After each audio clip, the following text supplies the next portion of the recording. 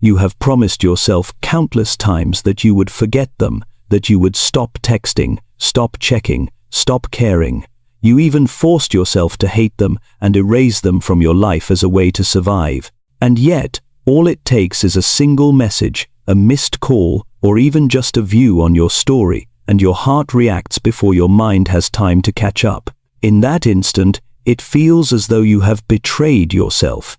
Every effort to keep distance suddenly collapses. You're angry at yourself for not being able to let go, angry at them for staying vague and never drawing a clear line. But the most painful contradiction of all is this: you still love them. You love them even though you know you're being hurt. You love them even though you understand that every time they reappear, your healing resets to zero, leaving you trapped between a mind that has awakened and a nervous system that has not yet escaped a toxic attachment. And if you're nodding silently right now, then perhaps you've spent many nights holding your pillow and crying over a question with no answer. Are you only allowed to suffer but never allowed to be at peace? Why is it that when you collapse, they disappear without a trace, yet the moment you begin to recover, when you start breathing again, when life feels a little calmer, they return, as if to pull you back to the starting point? This isn't because you're weak, and it's not because you're not strong enough. What's happening doesn't live at the level of willpower. It runs deeper inside your nervous system, within attachment, memory, and inside a psychological mechanism that the narcissist has unconsciously or deliberately installed in you over time. You are not simply missing a person. You are being reactivated by a familiar pattern of love, loss, hope, and abandonment. And it is that familiarity that causes your body to respond long before your rational mind can speak. That's why this video is not here to blame you for failing to move on, nor to encourage you to go back. Our purpose is to understand what is actually happening inside you when they return, why their presence has such destructive force, and why narcissists so often reappear precisely when you begin to heal. When you understand this mechanism, not emotionally, but cognitively, you no longer have to fight yourself, and that is the moment you begin to reclaim control, not through resistance, but through clarity. And to understand why just one message, one phone call, or even a single story view can make your heart destabilize, we need to face an uncomfortable but essential truth. What reacts inside you is not love, but a nervous system that has been conditioned by a narcissistic relationship. In a healthy relationship, emotions rise and fall in response to the present moment. But in a relationship with a narcissist, your emotions stop operating on a linear timeline. They operate on triggers. That means your body reacts before your mind has time to think. Not because you are weak, but because you were kept in a biological, psychological loop long enough for your brain to associate their presence with emotional survival. In many narcissistic relationships, the nervous system is trained to believe a distorted equation. Their presence equals relief. Their absence equals danger. Over time, your body stops distinguishing between safety and threat. Instead, it learns that pain mixed with hope creates attachment. This is the core of trauma bonding. Research on trauma bonds shows that relationships marked by alternating warmth and cruelty strongly activate dopamine and cortisol at the same time. This combination creates dependency far deeper than affection alone. According to studies published in the Journal of Interpersonal Violence, individuals who have experienced narcissistic manipulation show neurological responses similar to substance addiction when re-exposed to familiar emotional triggers. In other words, their reappearance does not strike your heart first, it strikes your nervous system. That is why your hands may tremble, your chest tightens, or your mind goes blank at the smallest signal from them. Not because you lack willpower, but because your body was trained to wait for them like a drug, something it knows is harmful, yet deeply familiar. The narcissist consciously or unconsciously built this bond by keeping you in a constant state of emotional deprivation, then occasionally rewarding you with affection, tenderness, or promises. Each time, your brain recorded the same message. To feel okay again, you need them. Over time, you stopped loving just the person you became attached to the temporary relief from pain that their return provided. Here is the most dangerous part. When you begin to heal, when your life grows quieter and steadier without them, your nervous system enters unfamiliar territory. Peace feels empty. Calm feels strange. Stability feels unnatural. And in that moment, their sudden reappearance delivers a powerful physiological shock, not because they are good, but because your system was trained in chaos. This is why narcissists often return when you are recovering, not when you are collapsing. When you are broken, you have no energy to feed them. But when you begin to rise, even softly, your light triggers their need for control. Not love, control. Their return is rarely dramatic. It is subtle, a neutral message, a casual question, a coincidental appearance. Not to reconnect, but to test whether the emotional tether still works. If your body reacts, even silently, they know the bond has not fully dissolved. Understanding this is the first crucial step, because it frees you from self-blame. You stop calling yourself weak or foolish. You begin to see your reactions as residual effects of a nervous system shaped by manipulation. And anything that was conditioned can be reconditioned. This is where we go next, what narcissists do when they sense you are slipping out of their orbit, why their behaviors follow an eerily predictable script, and how to recognize the moment they try to pull you back in before it happens. There is a truth that feels cruel, but must be faced. A narcissist does not return when you are at your weakest. They return when you start to recover. When you first collapse after the discard, crying, desperate, disoriented, you may believe that if they had any love left, this would be the moment they came back. But in narcissistic psychology, this is precisely when they disappear the most. Not out of respect for your pain, but because in that state, you no longer serve their ego. A broken person does not reflect power. An exhausted soul does not make them feel special. Your suffering does not feed them, it exposes the chaos they refuse to face. For a narcissist, your pain is not proof of love.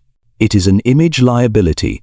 But something shifts once you begin to heal, when you grow quiet, when you stop searching for explanations, when you no longer react immediately, when you begin slowly, shakily to live without centering them. That is when the narcissist panics. Psychologically, this is known as narcissistic injury, the collapse that occurs when someone no longer mirrors the narcissist's central role. Your calm is not interpreted as healing. It is perceived as loss of control, and for a self built entirely on control, loss of control equals loss of identity. They return not because they miss you, but because they cannot tolerate the idea that you might be whole without them. Not because love resurfaces, but because the system that sustained their power is failing. That is why their return feels unnervingly timed. Not too early, when you are too broken to reflect them. Not too late when you are fully free, but exactly when your peace is still fragile. They do not need you back completely. They only need you to waver. A vague message, a casual check-in, a reminder of their presence.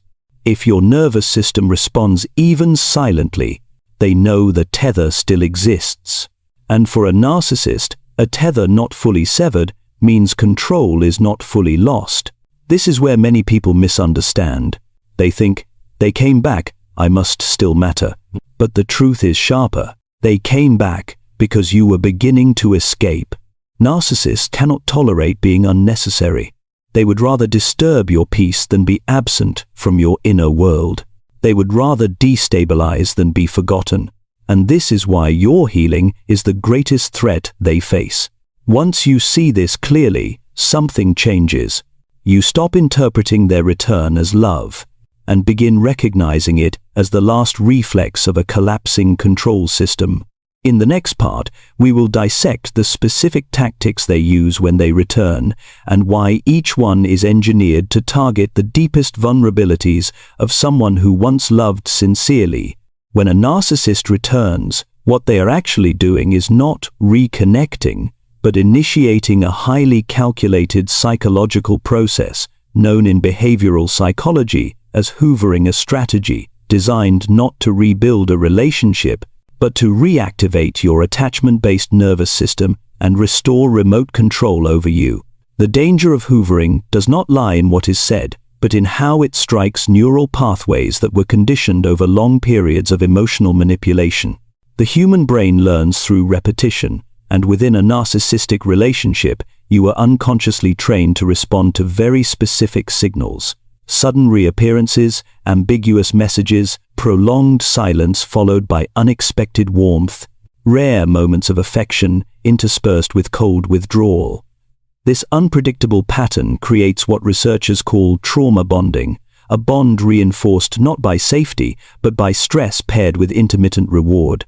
When the narcissist sends a vague message or simply reappears, your brain does not register this as a neutral social interaction.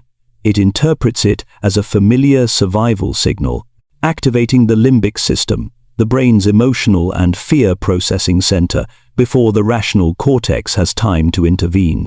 This is why you know you shouldn't, yet your body reacts anyway. Your heart races, your thoughts spiral, and you feel pulled backward before you've even responded. The narcissist understands this instinctively, even if they cannot consciously articulate it. They sense that mere presence is enough to create disruption. Hoovering is therefore rarely direct. It is often disguised as concern, nostalgia, or even apparent kindness. An apology without accountability, a casual check-in with no follow-through, a reminder of shared memories with no acknowledgement of harm. The goal is not to make you return immediately, but to destabilize the emotional equilibrium you have just begun to rebuild.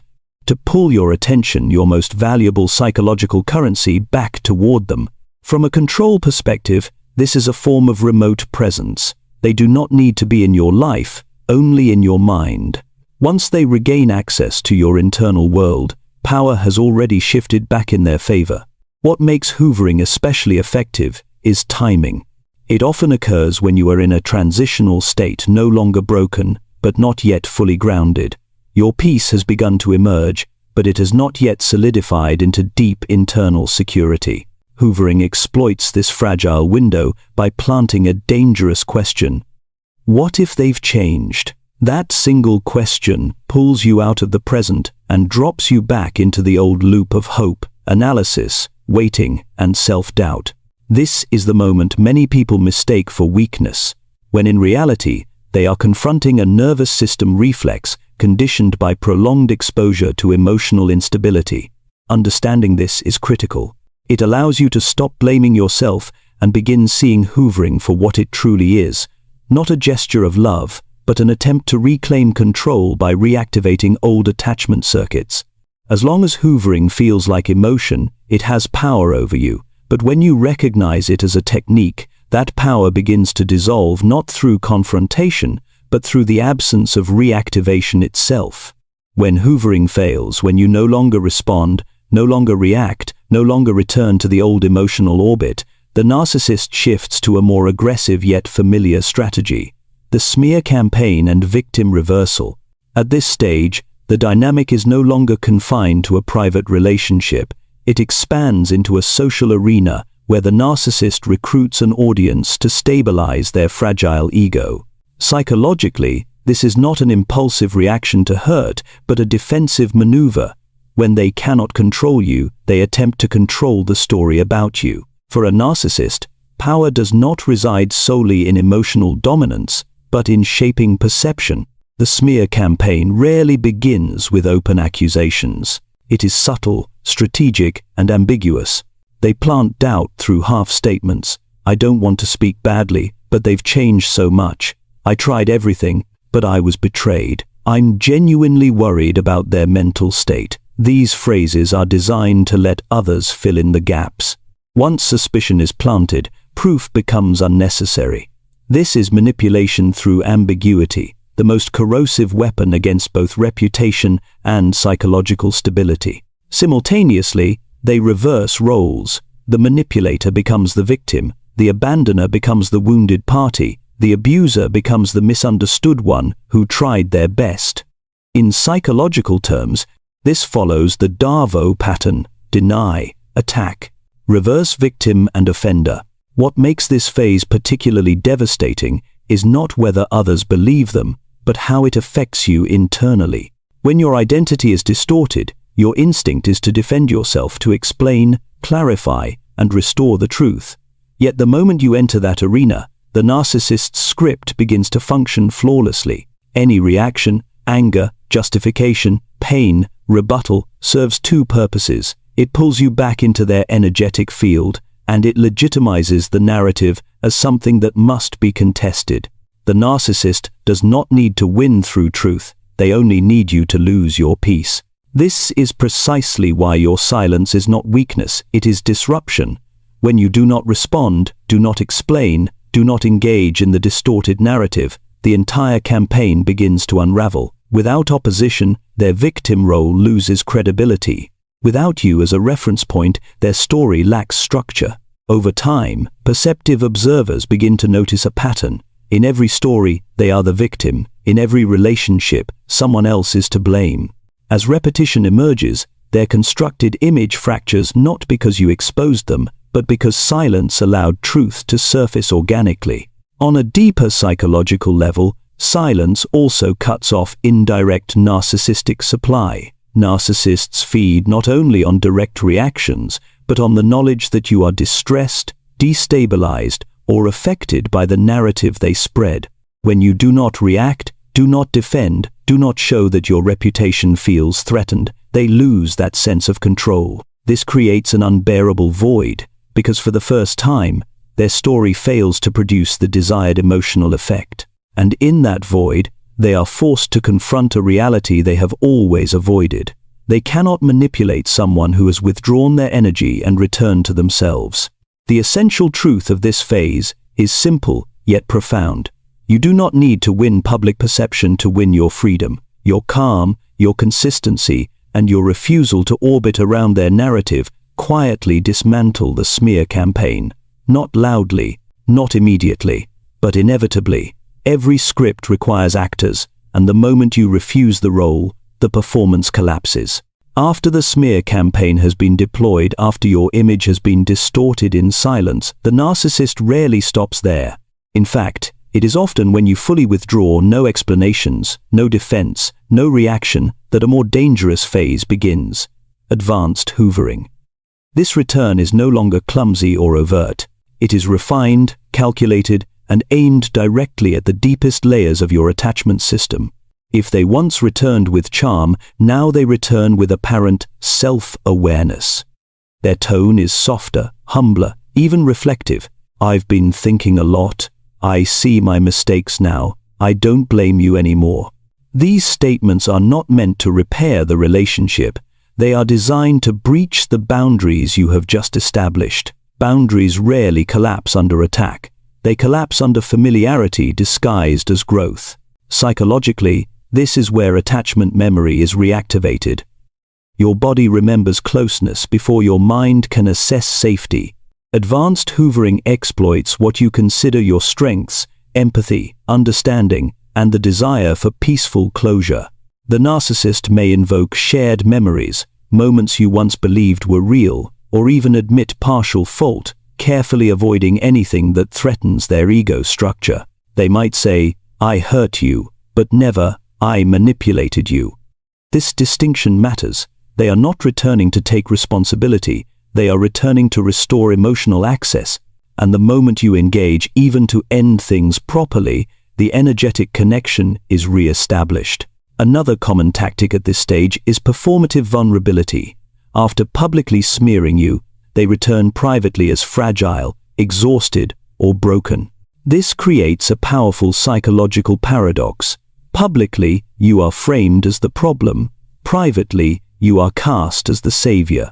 Many people return at this point not because they still love the narcissist, but because they cannot tolerate the idea of abandoning someone who appears to be collapsing. What must be understood is that this collapse is not awakening. It is withdrawal. It is the panic of a system deprived of supply. From a neurobiological perspective, every return and response cycle reactivates the dopamine-cortisol loop in your brain. Hope and anxiety merge into a highly addictive state. Your nervous system interprets this as a chance for resolution, even though it is merely a repetition of the old cycle. The narcissist, consciously or not, learns that by returning precisely when you regain stability, they can pull you away from your center. What makes advanced hoovering especially dangerous is its disguise as closure, one last conversation, or just checking if you're okay. In a relationship built on manipulation, there is no neutral contact. Every interaction tests your boundaries. And if those boundaries are crossed, healing regresses not because you are weak, but because your nervous system was conditioned over time to respond to them. This is why, at this stage, inner clarity matters more than explanation. You do not need to prove they have not changed. You need only observe the effect of their presence. Do you feel calmer or more dysregulated? Do you move forward or back into rumination? The answer lives in your body, not in their promises. And when you choose your stability over the illusion of a peaceful ending, even the most sophisticated hoovering loses its power. When hoovering fails, when you do not respond, do not waver, do not return, the narcissist turns to the final defense of the ego, controlling the narrative about you. This is where Darvo activates systematically: deny, attack, reverse victim and offender. The crucial point is this: they are not doing it primarily to win against you. They do it because your silence triggers unbearable inner shame. With a fragile ego structure, the narcissist cannot sit with the question, if I'm not the victim, then who am I? Your silence creates a void where that question echoes. To silence it, they need an audience, not to judge you, but to validate them. With listeners, shame disperses. With believers, the ego stabilizes. Darvo begins with denial, not a blunt, I didn't do it, but reality blurring. It wasn't that bad. You're too sensitive. I didn't mean it. Denial avoids responsibility. Then comes attack. Your character, your mental state, your motives. Seemingly gentle yet venomous lines appear. I don't want to badmouth, but she's not okay. I tried my best. These are doubt keys, no evidence required, just a seed. Finally, roles reverse. They present as misunderstood victims. You, silent and withdrawn, are cast as cruel, unstable, or heartless. This works because of social bias. Calm tones and anti-drama postures appear credible. Beneath the restraint lies a clear aim: to strip you of the authority to define reality. Triangulation amplifies Darvo. Third parties, friends, colleagues, family are enlisted not for dialogue but relay.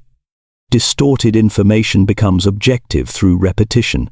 Your silence is framed as guilt. In truth, your silence is energy withdrawal. But for someone who needs an audience, your absence forces louder performances, and that's when cracks appear. The core truth, smear plus Darvo, are not about destroying you. They are about offloading inner shame. Unprocessed shame seeks exit through blame. Every I don't want to badmouth but transfers shame outward. Every she's not okay reassures the ego. Here is where disciplined silence dismantles the script. You don't rebut every claim. Each rebuttal returns you to the stage, feeding attention and opposition. Without opposition, their story becomes one note. Patterns emerge, the same victim role across relationships. You don't lose by staying silent. They expose themselves by overperforming. This doesn't mean tolerating defamation forever. It means choosing the right battlefield. Protect truth with evidence and consistent behavior, not emotional debates. Maintain a safety network built over time, not one-sided tales. And most of all, don't let their story live in your head. When you leave the stage, the audience finally sees the set. After Smear and Darvo fail to pull you back, a deeper mechanism activates in the narcissist's mind: the obsession loop. This is not longing in the human sense, and it is certainly not love. It is the fusion of two distorted cognitive structures. The fantasy loop, a repetitive illusion of power and object permanence. Distortion, the inability to accept that a relationship can end independently of their will. In the narcissist's inner world, a relationship does not truly end when you leave. It merely pauses. At a deep level, they do not perceive you as an autonomous subject with choice. You are stored as an internal object with a function: mirroring, ego regulation, value confirmation. Once that function existed, they believe it must still exist, even in your absence. This is object permanence distortion, the refusal to accept permanent absence of an object that once stabilized the ego. From here, the fantasy loop forms. They maintain an inner script where you still belong to them not because of love, but because ownership is how they prevent ego collapse.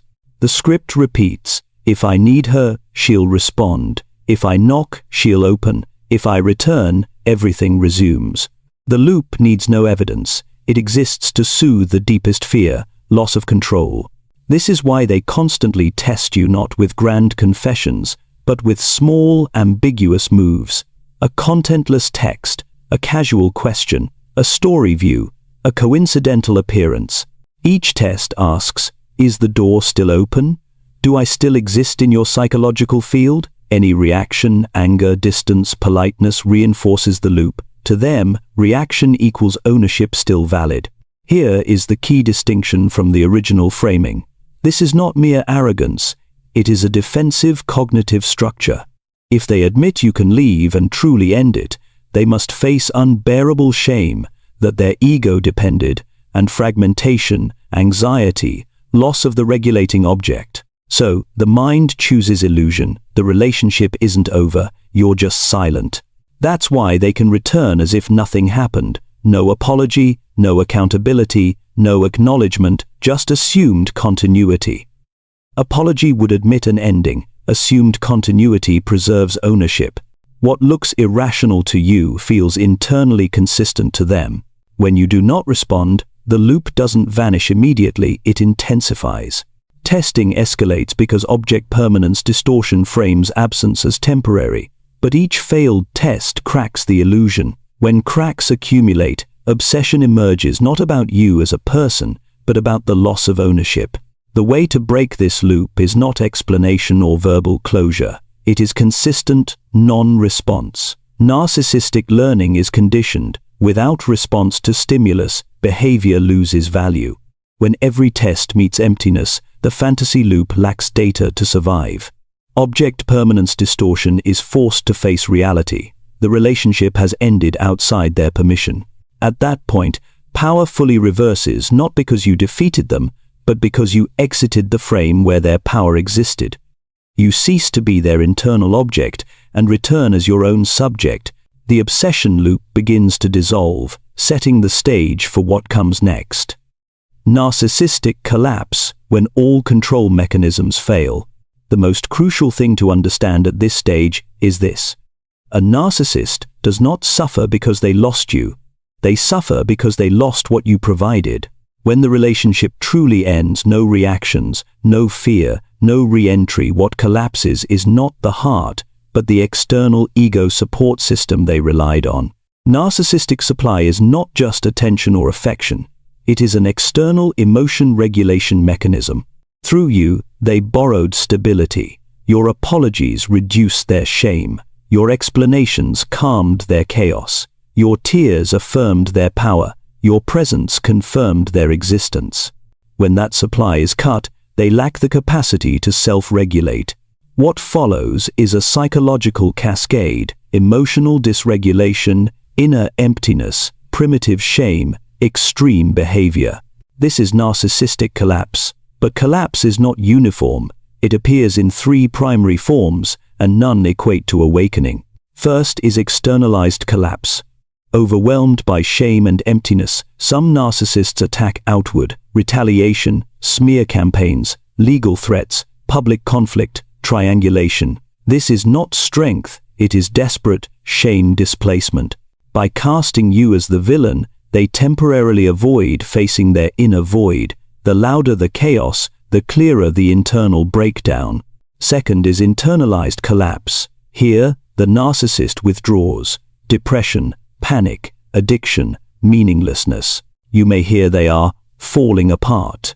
Do not confuse this with remorse. They are not suffering because they hurt you. They are suffering because no one is regulating their inner emptiness anymore. Primitive shame, I am nothing, surfaces when the mirror disappears. Third, and most common, is mask reconstruction.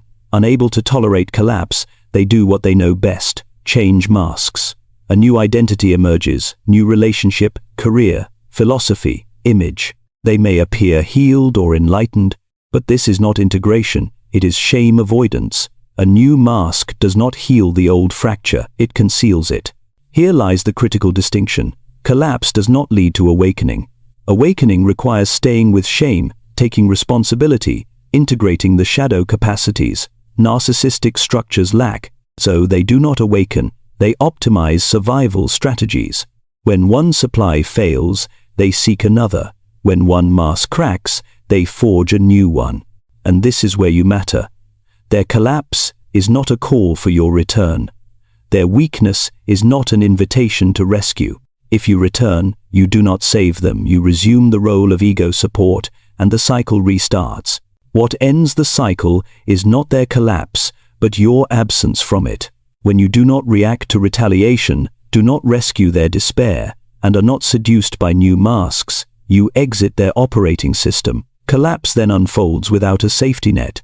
And here is the stark truth. Narcissists do not change because of pain, they only change the form of survival. You, by refusing every form, step out of a role you never chose, the role of holding someone else's ego together. If you've stayed with this until now, you may have begun to see one crucial truth. This story was never about whether the narcissist loved you or not. It was always about what they needed from your reactions in order to sustain their own ego. Every behavior disappearing, returning, smearing, pulling emotional strings, changing masks, was not emotional randomness, but a system designed to maintain control. As long as you reacted, the system stayed alive. The moment you withdraw your energy, it begins to collapse. And your freedom does not depend on whether they collapse. Your freedom begins when you are no longer pulled into any stage of their cycle at all. To reach that place, you don't need revenge. You don't need closure. You don't need to be stronger than them. You need 3 very practical layers of defense. Layer 1, the nervous system. Understand this first. Your body has been conditioned. Every message, every reappearance, every ambiguous signal is a trigger. So the first step is not insight, it is signal interruption. Cut contact. Reduce shared spaces. Eliminate exposure wherever possible. When your nervous system is no longer constantly activated, your mind regains the ability to think clearly. Layer 2. Perception. Stop asking, do they love me? That question keeps you trapped. Replace it with this one. What do they need from my reaction right now? Attention, power, relief from shame. When you observe their behavior through the lens of ego needs rather than romantic meaning, their pull weakens immediately. Hope loses its grip. Layer 3. Behavior. This is where most people struggle. Freedom doesn't come from one dramatic decision, it comes from repeated discipline. Discipline in silence. Boundaries without explanation, no engagement with smear campaigns, no attempts to set the record straight. You don't need to win the narrative, you only need to exit it. Prepare in advance for hoovering, for character attacks, for last attempts to pull you back, not to fight them, but to avoid stepping onto the stage. And here is the final reminder. You don't need to punish them, you don't need to expose them, you don't need to be the victim or the hero. The one thing that truly dismantles their system is your absence from every role they try to assign you. Leaving the stage is not weakness, it is the highest form of freedom.